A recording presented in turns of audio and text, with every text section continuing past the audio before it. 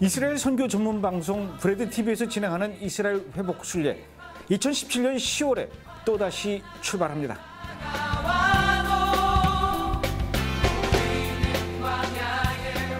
지난 4년간 매년 봄과 가을에 진행하면서 그동안 많은 경험과 노하우를 축적해오며 이젠 명실상부한 명품 이스라엘 회복 순례로 자리매김을 해온 브레드 TV의 이스라엘 회복 순례에 여러분을 초대합니다.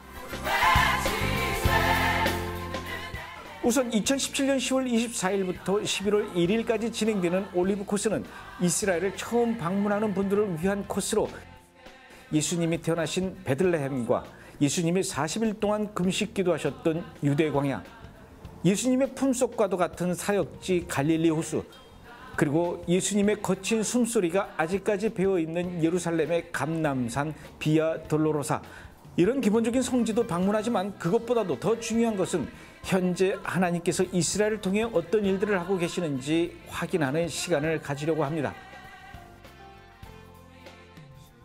이스라엘에서 회복과 용서, 제3성전, 루터의 두 얼굴 등 제가 만든 영화를 관람하고 회복 영화 속의 주인공인 데이빗 오르티즈 목사님 가정 방문과 메시아닉주 교회를 방문해서 이스라엘에서 예수를 믿는다는 것이 얼마나 힘든 것인지 그들에게서 직접 이야기를 듣고 그들의 손을 잡고 위로하는 시간을 갖는 아주 특별한 시간을 가지려고 합니다. 매일 아침마다 이스라엘에 관한 강의를 제가 직접 진행하고요. 또 매일매일 그 현장에서도 특별 강의를 진행하면서 뜨거운 감동과 은혜의 시간이 될 것입니다. 제가 가장 꿈꾸던 곳, 한번 꼭 와보고 싶은 곳, 그리고 그런 곳에 와서 너무 감동을 많이 받았고 너무너무 감사했고요. 은혜 많이 받고 정말 이스라엘에 와서 눈물 없이 감동을 채우고 이번에 너무 잘한 것 같아요. 이스라엘을 이미 한번 다녀왔거나 좀 더 색다른 이스라엘에서의 경험을 원하는 분들을 위해서 마련한 무화과 코스는 11월 2일부터 11월 10일까지 진행됩니다. 무화과 코스에서도 역시 기본적인 성지를 방문하기도 하지만 좀 더 이스라엘의 깊숙한 곳을 들여다보기 위해 유대인들의 재래시장을 방문해 그들의 삶의 모습을 이해하고 텔아비브에서 거리 찬양 집회를 하며 이스라엘 사람들에게 예수 그리스도의 사랑을 전할 생각입니다. 뿐만 아니라 예루살렘과 텔아비브의 24시간 기도타워를 방문하여 뜨겁게 이스라엘을 위해서 기도하는 시간을 가지려고 합니다.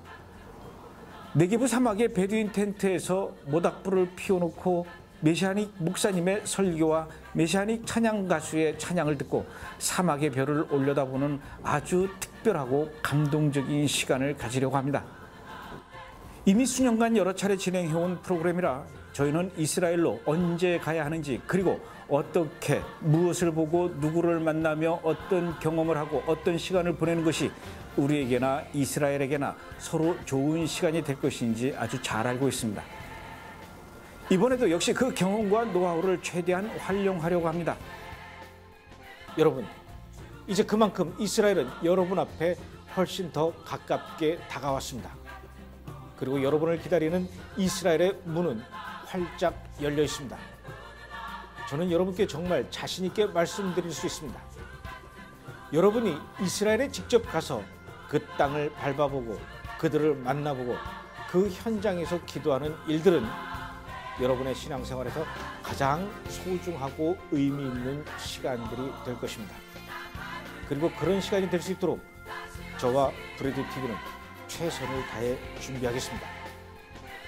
무조건 이스라엘만 가는 것이 중요한 것이 아닙니다. 가서 무엇을 보느냐, 누구를 만나느냐가 중요한 것이죠. 그리고 더 중요한 것은 누구와 함께 가느냐가 중요합니다. 여러분, 저와 함께 이스라엘로 가시죠. 제가 여러분을 하나님께서 약속하신 땅 이스라엘로 안내하겠습니다.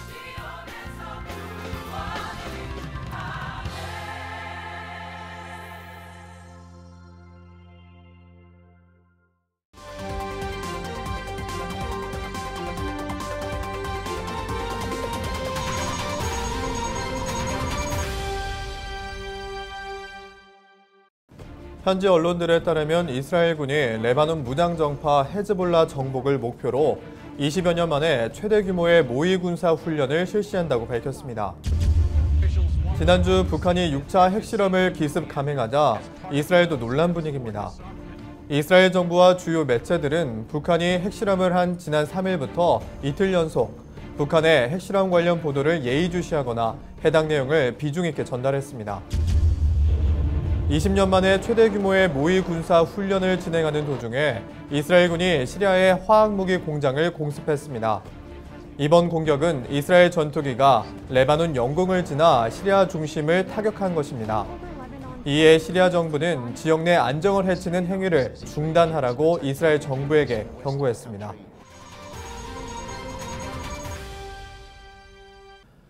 첫 소식입니다.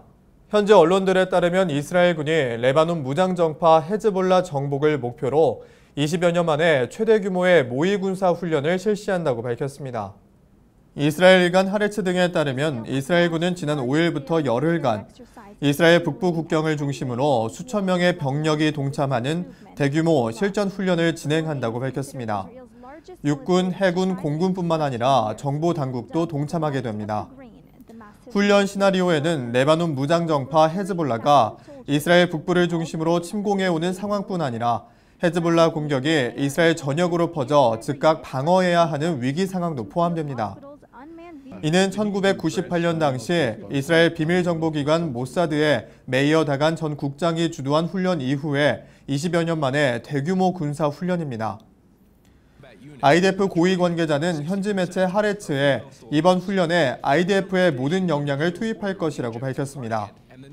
그는 군이 헤즈볼라를 주의 깊게 관찰한 결과 헤즈볼라 역시 긴장 상태에 있는 것으로 보인다고 말했습니다. 한 IDF 장교는 훈련의 목적은 비상시 북부 사령부와 관련 대대의 전투 적합성을 테스트하는 것이라고 말했습니다. 그는 훈련 시나리오에 따르면 내각이 헤즈볼라를 정복하라고 지시하는데 헤즈볼라의 모든 전투 능력과 공격 욕구까지 말살하는 상태를 뜻한다고 설명했습니다. 그는 이 훈련은 헤즈볼라의 세력을 약화시키거나 평화로운 이스라엘을 만들 수 있는 정도로 고안된 것이 아니다라며 목표는 헤즈볼라를 정복하는 것이라고 강조했습니다.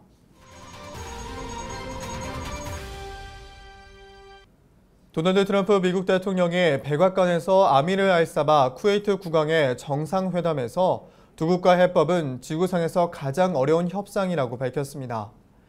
이 자리에서 트럼프 대통령은 북한의 군사 옵션 가능성에 대해서도 언급했습니다.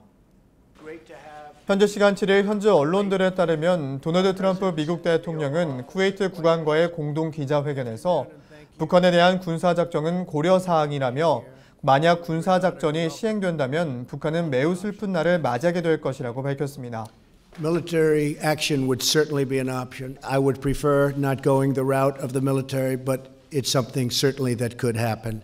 Hopefully we're not going to have to use it on North Korea. If we do use it on North Korea, it will be a very sad day for North Korea. 또 트럼프 대통령은 바샤르 아라사드 시리아 대통령의 화학무기 사용에 대한 경고도 덧붙였습니다. As far as the chemical weapons, I find it hard to believe that after what we did the last time, that Assad would do that again. We would be extremely upset if he was using chemical weapons. 그러면서 트럼프 대통령은 미국이 시리아보다는 IS를 척결하는 것에 더 관심이 있다고 말하며 IS와의 전쟁에 있어서 오바마 행정부보다 더 효과적으로 움직여왔다고 밝히기도 했습니다. 또 트럼프 대통령은 최근 공을 들이고 있는 이팔 평화협상에 관해서 이 지역의 평화에 대한 소망을 표현했지만 두 국가 해법은 전 세계에서 가장 복잡하고 어려운 협상이라고 밝혔습니다. Well, first of all, the Palestinians and the Israelis, we are discussing, we are working. They say it is the world's most complex and difficult deal. You know that. But it is something that could happen. I believe that the relationships that we have with both can help. It's an event that's just never taken place. Sometimes people think they're close and it never happens, or it never happens successfully. I think we have a chance of doing it. I think the Palestinians would like to see it happen. I think the Israelis would like to see it happen. 한편 이스라엘과 팔레스타인 사이의 평화협정으로 잘 알려진 두 국가 해법은 1993년 오슬로 협정을 기반으로 한 평화협정으로 영토와 평화를 맞교환하는 원칙 아래 체결된 협정입니다. 하지만 양측 간의 충돌로 2001년 1월을 공식적으로 양측의 협상이 깨진 시점으로 보고 있습니다. 또 이스라엘의 정착촌 문제나 파타당과 이스라엘 건국 자체를 인정하지 않는 하마스와의 전쟁과 같은 문제들이 산재해 있어 최근 들어서는 두 국가 해법에 대한 회의의 목소리가 커지고 있는 실정입니다.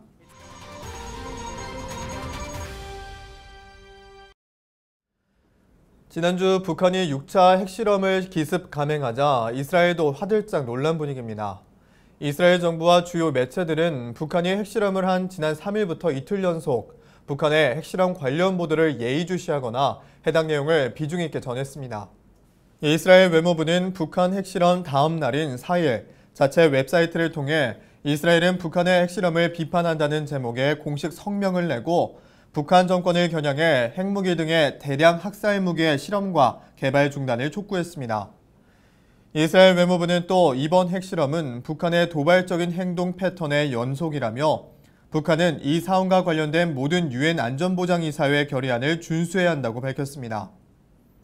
사실 이스라엘은 지정학적으로 한반도에서 멀리 떨어져 있는 데다 한국과 미국, 일본과 달리 북한으로부터 미사일 위협을 받은 적도 없습니다.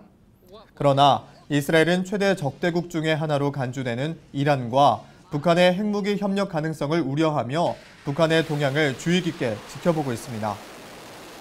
이스라엘 정부는 당장 북한의 핵과 미사일 기술이 앞으로 이란으로 전수될 것을 우려하고 있습니다.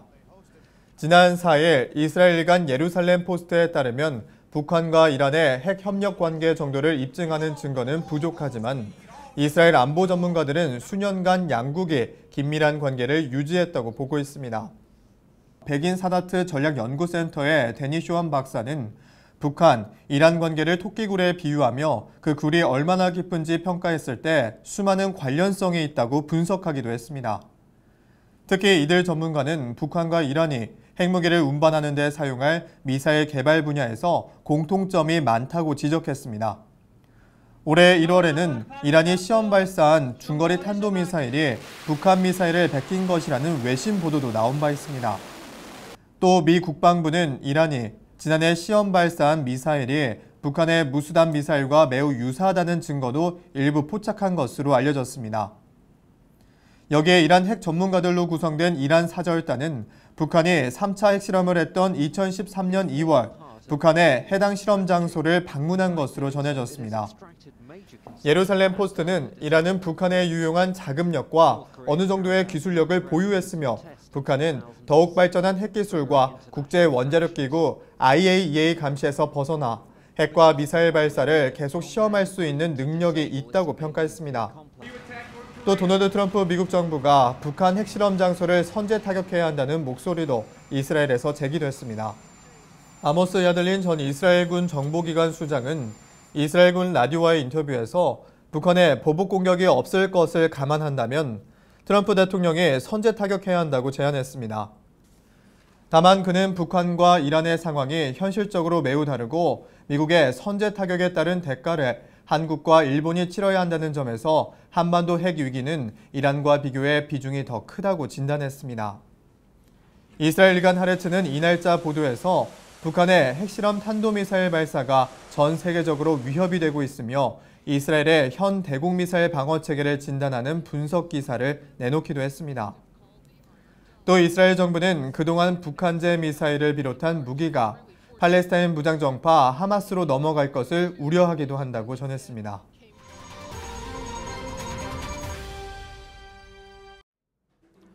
(20년) 만에 최대 규모의 모의 군사 훈련을 진행하는 도중 이스라엘군이 시리아의 화학무기 공장을 공습했습니다. 이번 공격은 이스라엘 전투기가 레바논 영공을 지나 시리아 중심부를 타격한 것입니다. 이스라엘간 하리츠 등에 따르면 시리아 야당은 이날 이스라엘 전투기 4대가 공습에 관여했다며 지난 7월 시리아 남서부 지역을 중심으로 정부군과 반군이 휴전에 돌입한 뒤 최초의 공습이라고 밝혔습니다. 이들은 이스라엘 전투기가 시리아 중부 마시아프 인근에 소재한 화학무기 개발과 관련된 과학연구센터를 목표로 했다며 정부군과 헤즈볼라가 이용하는 무기를 개발하는 공장이라고 밝혔습니다. 시리아 언론에 따르면 이스라엘 전투기의 공습으로 시리아인 3명이 다쳤다고 밝혔습니다. 페이스북과 트위터 등 SNS상에서는 사망자는 없지만 연기가 뒤덮였다는 소식이 게시됐으며 시리아군은 2명의 군인이 사망했다고 발표했습니다. 시리아 인권관측소의 라미 압델 라흐만 소장은 과학연구센터와 인근 군사기지가 공격을 당했다며 군인 2명이 사망하고 5명이 다쳤다고 밝혔습니다. 그는 공습 후 수차례의 폭발이 일어났다며 일부는 미사일 저장시설에서 발생한 2차 폭발로 보인다고 덧붙였습니다. 레바논 언론 역시 7일 새벽 레바논 영공에서 이스라엘 항공기가 발견됐다고 보도했습니다. 그러나 하레츠는 이번 공습이 이스라엘 북부에서 진행 중인 대규모 모의 군사 훈련과 관련돼 있는지는 불확실하다고 덧붙였습니다. 이스라엘군은 외신 보도에 대한 언급을 거부했습니다. 한편 이스라엘은 지난 5일부터 이스라엘 북부 국경에서 반이스라엘 무장 세력 헤즈볼라 정복을 목표로 육군, 해군, 공군뿐 아니라 정보당국도 동참하는 열흘간의 대규모 모의 군사 훈련을 진행하고 있습니다.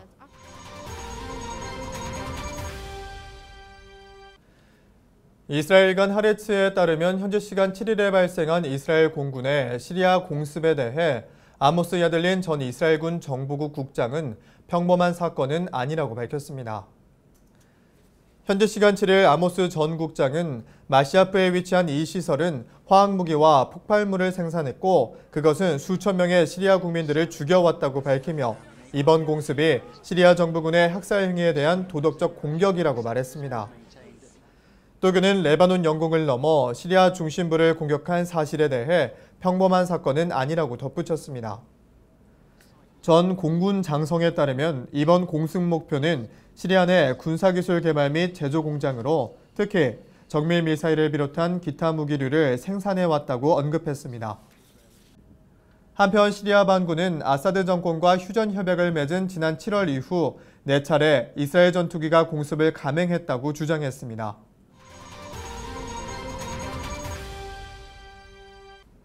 시리아 정부군은 이번 이스라엘 공습에 대해 성명을 내고 지역 안보와 안정에 대한 적대적인 행위라며 경고했습니다. 현지 언론들에 따르면 시리아 군사 성명서는 당일 새벽 2시 40분에 이스라엘 공군이 레바논 영공에서 이 지역을 공격했다고 발표했습니다. 시리아군 성명서는 이스라엘 전투기가 레바논 영공에서 여러 발의 미사일을 발사했으며 이 지역의 안보와 안정에 대한 적대 행위의 위험한 영향에 대해 경고했습니다. 시리아 인권관측소의 전쟁감시기구에 따르면 이번에 공습을 받은 연구센터 옆에는 지대지 미사일을 저장하는 창고가 있었고 이는 이란의 지원을 받는 헤즈볼라가 사용하는 것으로 본다고 밝혔습니다. 한편 시리아 정부군은 내전 기간 동안 칸 쉐이쿤을 포함해 화학무기를 24차례 이상 사용했습니다. 또 이스라엘 정부는 헤즈볼라와 여러 테러 단체에 공급되는 무기 호송을 목표로 지난 5년 동안 수십 차례 공습한 바 있습니다. 아미르 에쉘 이스라엘 공군 사령관에 따르면 2012년 이후 무기 호송 관련 공습 횟수는 세 자릿수가 될 것이라고 말하기도 했습니다. 시리아 정부군은 이스라엘 공군이 침투한 것에 대해 이스라엘군의 침략은 매우 위험한 결과라며 경고했습니다. 이스라엘 중동 리포트 오늘 준비한 소식은 여기까지입니다. 시청해주신 여러분 고맙습니다.